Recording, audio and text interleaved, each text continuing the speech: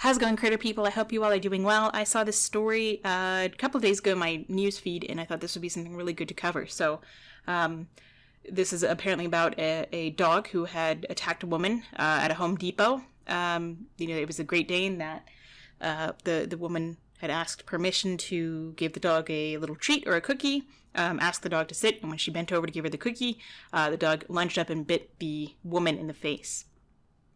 Tonight, a woman is recovering after a dog attack inside a Colorado Home Depot.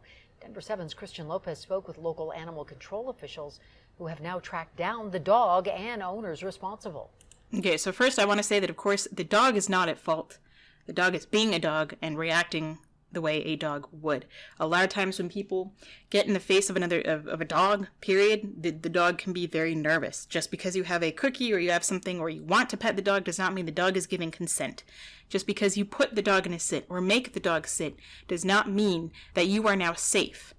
You're putting the dog in a vulnerable position to give a false sense of security to the other humans involved, when all that means is that you're just making your dog that much more nervous and lying in a way, kind of, the other people are going to believe, oh, this dog, because it's sitting now, I can go pet them. No, it doesn't change anything about how the dog is feeling.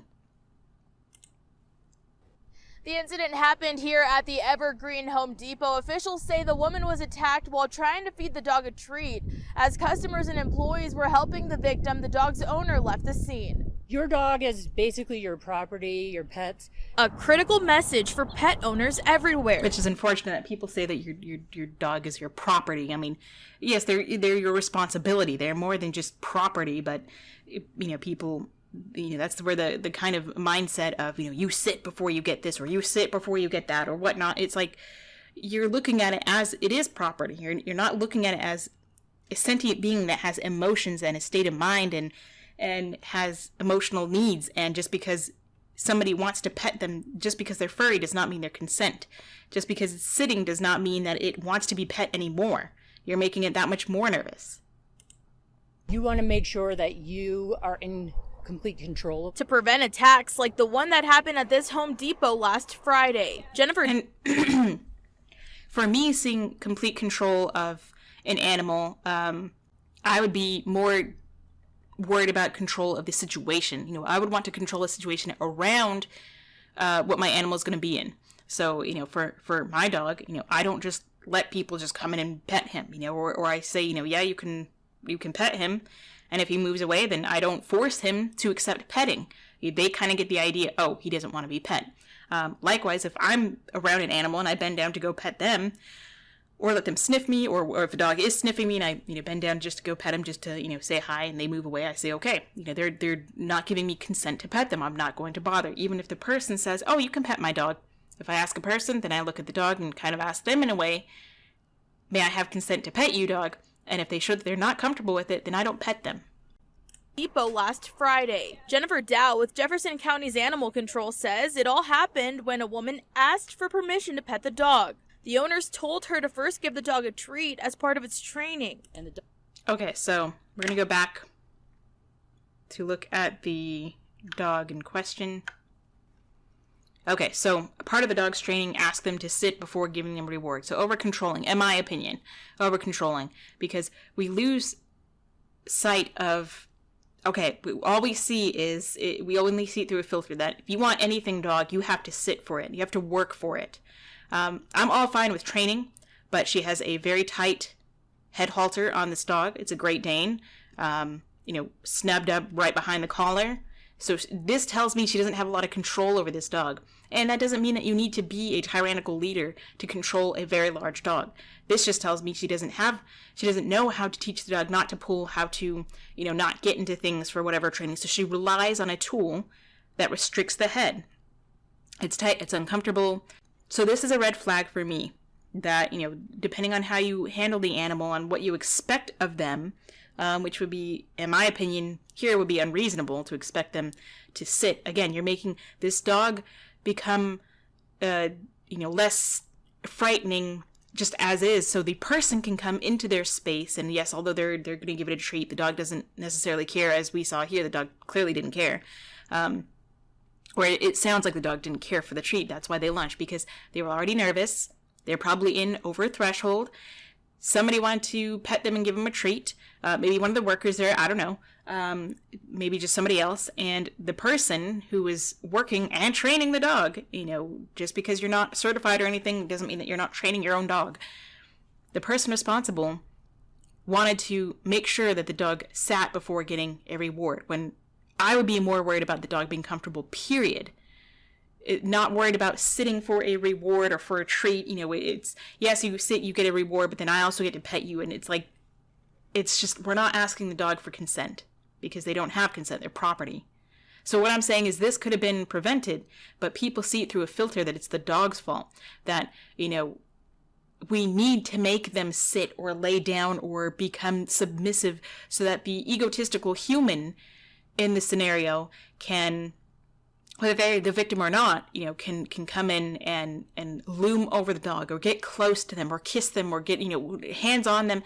This animal has just as much of a right to give and take away consent at any point as this woman does, or this person over here, or anybody else here. Dog. The owners told her to first give the dog a treat as part of its training. And the dog sat nicely, took the treat gently from Okay. her, and then all of a sudden lunged at her face. So to me, there's no all of a sudden. It had been building. The dog sat nicely. Okay.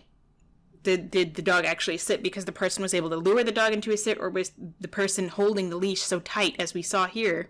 Did they have to pull up on the collar to get the dog to sit? Did they have to force the dog to sit? I mean, they say gently, that's, all that's hearsay and whatnot. Believe nothing of what you hear, only half of what you see. So the dog sat gently took the treat, and all of a sudden they lunged.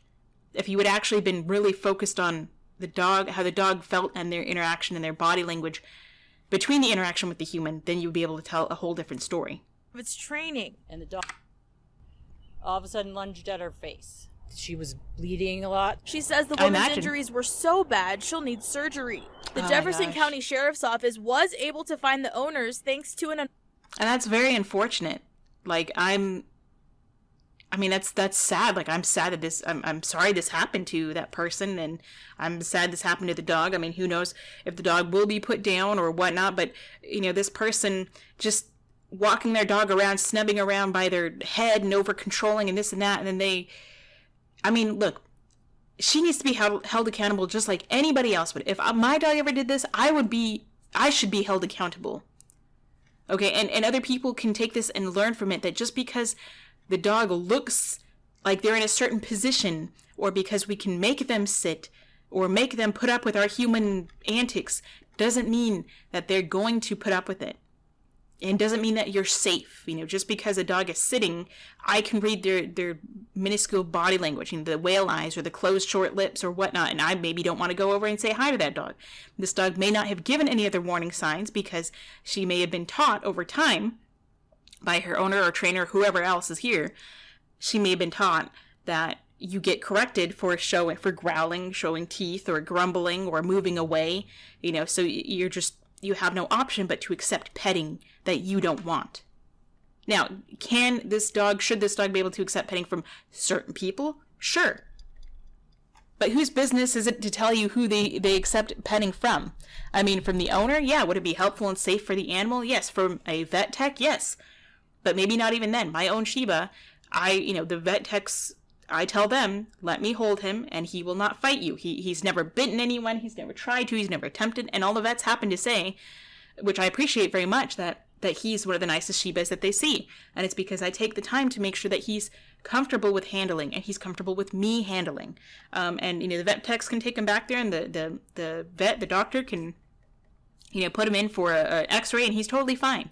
And it's because I've taken the time to give him, I've taken the time to make sure that he is comfortable, to teach him how to be comfortable in these situations, so this doesn't happen. Anonymous tip after posting these photos online. And the fact that she leaves and the fact that they left the scene is just shows even more of what kind of a person this is. I also asked if they could face additional charges for leaving the scene. We don't have any ordinances like that, unfortunately. They should, though. Hit and run type of thing, but it would have been the responsible thing to stay and make sure she was okay and give her all the information because she clearly needed to seek medical care. She says the owners are now saying it was a headbutt and not a bite. And it will be determined. I mean, okay, whatever. So I don't believe, I mean, again, believe nothing what you hear, only half of what you see. So, you know, you can judge somebody, you know, a book by its cover. You shouldn't judge a book by its cover, but I mean, based on everything else that interacted, you know, a picture paints 1,000 words. A picture is worth 1,000 words. So I don't know. The fact that they left, period, even if my dog head-butted someone, I would make sure that they're okay. You know, I'm not going to sneak away. But that's just me, so. If we can have proof from the doctor, they'll either be charged with dog biting under owner's control, off owner's premises, or harboring a vicious dog. She's urging, which is really unfortunate. That's sad because this dog really is not vicious. I mean, like, rarely are dogs actually vicious. I mean, it does happen, but this dog felt trapped and had somebody in its face, and nobody was listening to the dog, and so the dog did as a last resort, did what they would do as a dog. You know, they would probably growl, try to move away, but they can't, so then they bit. They had bitten this woman in the face. Everyone to make sure you always have complete control of your pets. As well as, you know, you can let people know, I would not like for you to pet my dog, or move away from that situation. Be an advocate for your dog's safety and well-being as much as you are for another human being's. Are unpredictable. No matter how well trained they are, you never know. Animals are actually very predictable. I mean, yeah, there's you know, other dogs that you can read their body language and the basics of what they might do, but, you know, unless you really know the dog, you may not know how they may handle a certain situation.